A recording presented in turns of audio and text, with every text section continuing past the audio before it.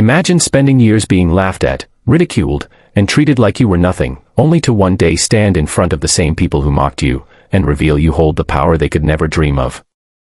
This isn't just about revenge, it's about dignity, resilience, and proving that true worth isn't measured by what's in your pocket, but what's in your heart. Stay with me until the end, because this story will shock you, and it will inspire you. Marcus was quiet, soft-spoken, and always carried second-hand books with torn pages.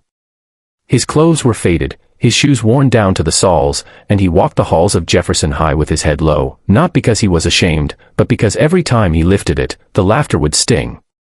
"Look at him," sneered Chloe, the most popular girl in school, always flanked by her friends. "Doesn't he know thrift shops aren't fashion?" The crowd of students chuckled. Marcus said nothing. He never did. Words were his weapon, but not for battles like this. He saved them for his essays, his speeches in debate club, and the dreams he scribbled down late at night in his notebook under the flickering light of the homeless shelter where he sometimes slept with his mother. See, what no one knew was that Marcus's life wasn't defined by poverty, it was defined by vision. He would stay up late, studying business books, memorizing strategies, reading about men and women who built empires from nothing. While Chloe mocked his old jacket, Marcus was learning how universities were run, how businesses thrived, how legacies were built. But high school was brutal. Every day he endured whispers, "Poor boy, charity case, he'll never make it." Chloe made sure the whole class saw him as less than human. She even once spilled her expensive coffee, by accident, on his notebook and laughed when he scrambled to save his writings. Still, Marcus refused to break. One day, he whispered to himself, clutching that notebook, "They'll see who I really am." The auditorium was buzzing with excitement. Students in gowns lined up, families cheered, and cameras flashed. Chloe, in her perfect white dress under her graduation robe, strutted proudly. She'd won awards, scholarships, and the admiration of the crowd, or so she thought. Marcus stood quietly at the back of the stage, gown pressed neatly. Nobody paid attention. To them, he was still the boy with nothing. The principal stepped up to the microphone. "Ladies and gentlemen, before we hand out diplomas, we have a special announcement." The room hushed.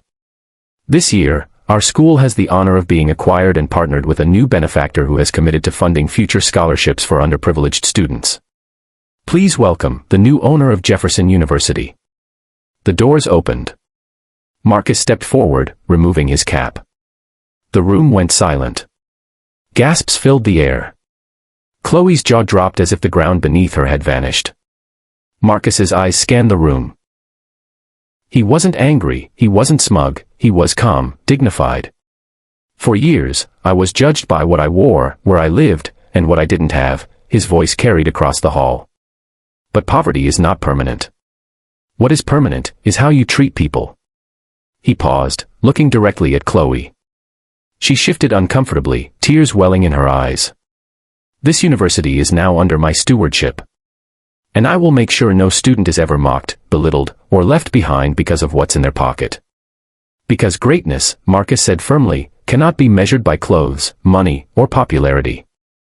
Greatness is measured by resilience and kindness." The hall erupted in applause. Teachers who once pitied Marcus wiped tears from their eyes. Chloe bowed her head, ashamed, realizing that the boy she had bullied now held the power to shape countless futures. And Marcus? He smiled, not because he had proven her wrong, but because he had proven himself right.